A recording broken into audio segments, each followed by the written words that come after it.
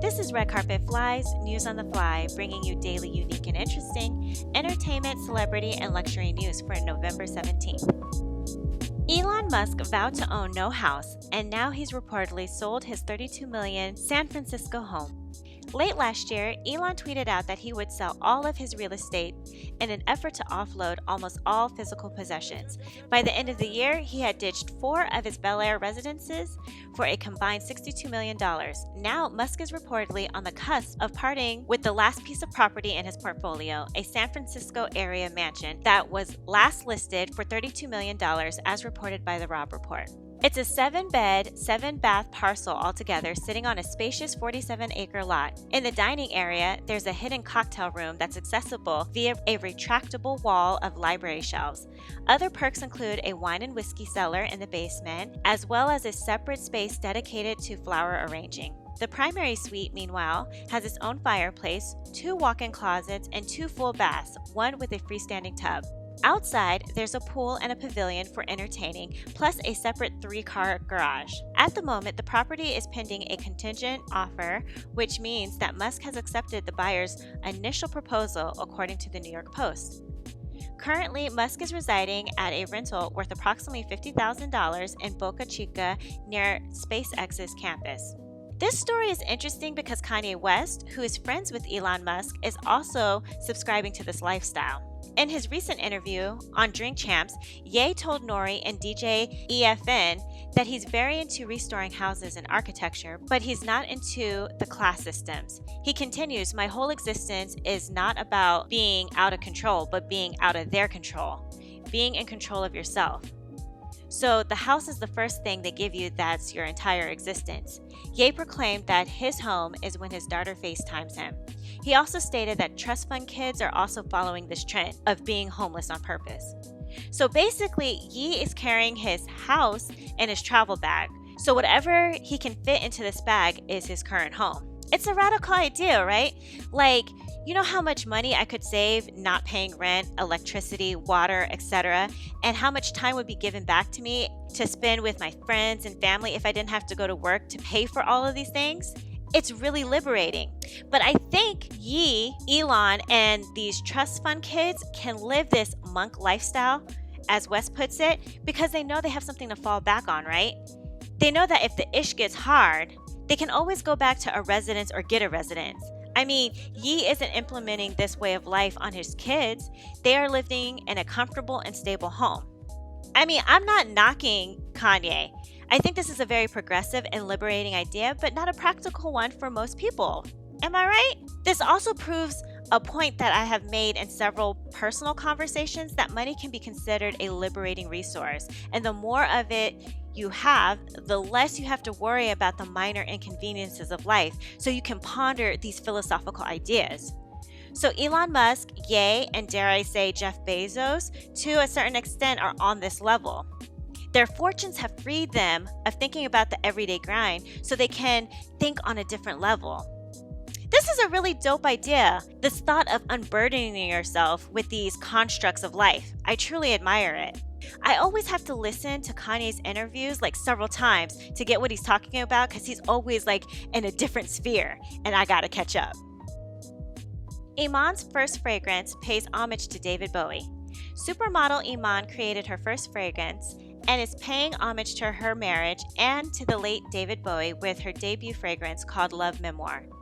According to Women's Wear Daily, the fashion icon is leveraging her cherished memories from nearly 3 decades with the music icon for the scent, which takes inspiration from Bowie as well as her global travels and her time sheltering in place at her upstate New York country home. Iman states, "I'm 66, so what's really clear to me is that at the end of our days, the most important thing and the most cherished thing that we hold on and will sustain us through the rest of our lives is our memories that we have shared with loved ones. The fragrance was really a tribute to my love, my eternal love and devotion to my husband." Iman paid homage to Bowie by incorporating a woodsy vetiver into Love Memoir.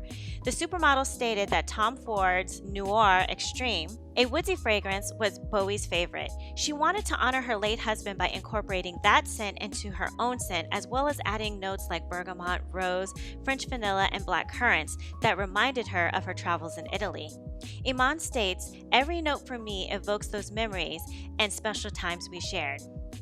Iman also was inspired by the sunset she witnessed daily while sheltering in place early in the pandemic at her upstate New York country home. She used the sunset as inspiration for the fragrance scent profile, as well as the amber hue of its bottle.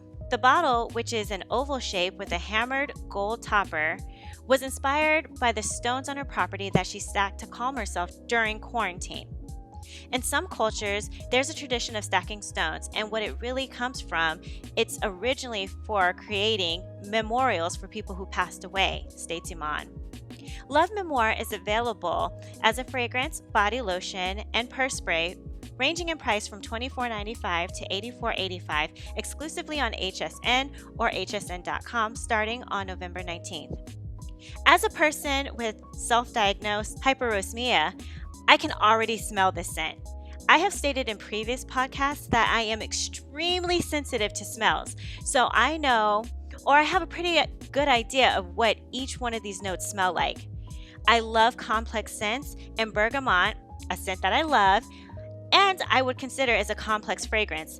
It really adds depth to perfume and cologne. So I'm just gonna say it. I'm gonna get this perfume. It has the scent profile that I tend to gravitate to. Comment below and let me know what perfumes or scents that you like, or maybe dislike. Naomi Osaka joins VS Collective, talks mental health, fashion, and Serena Williams on Victoria's Secret podcast.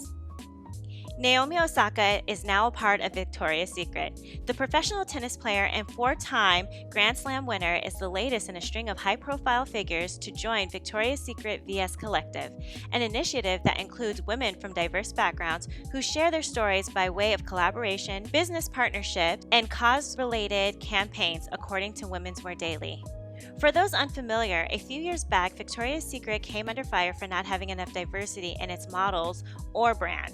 Naomi joins a litany of other high-profile VS Collective members such as model and mental health advocate Hailey Bieber, actress and entrepreneur Priyanka Chopra, and world championship freestyle skier Elaine Gu, just to name a few. The tennis star's first role as part of the collective is as a guest on Victoria's Secret's new podcast, VS Voices, which launched last month. On the latest episode, which airs today, Osaka talks about what she hopes to achieve as a part of the VS Collective, the importance of preserving her mental health, fashion, Kobe Bryant as a role model, and how Serena Williams and women in general have to bear the pressures of double standards. The tennis sensation has previously done collaborations and paid partnerships with Louis Vuitton, Nike, Frankie's Bikinis, Levi's, Shiseido, and a limited edition collection of handbags with Scottish accessories brand Strathberry. In addition, Osaka recently launched her own skincare line called Kenlo. I'm a Naomi Osaka fan. I really feel she's authentic in her choices on and off the court, and I feel like a lot of other athletes and celebrities have incorporated her type of authenticity into their brand. She really brought athlete mental health to the forefront. I know Ryan Phelps was talking about mental health too, but she really busts the mental health issue wide open. Mental health has always been like the redheaded stepchild and has never received the attention it's deserved. Mental health is health. It's not something that's separate.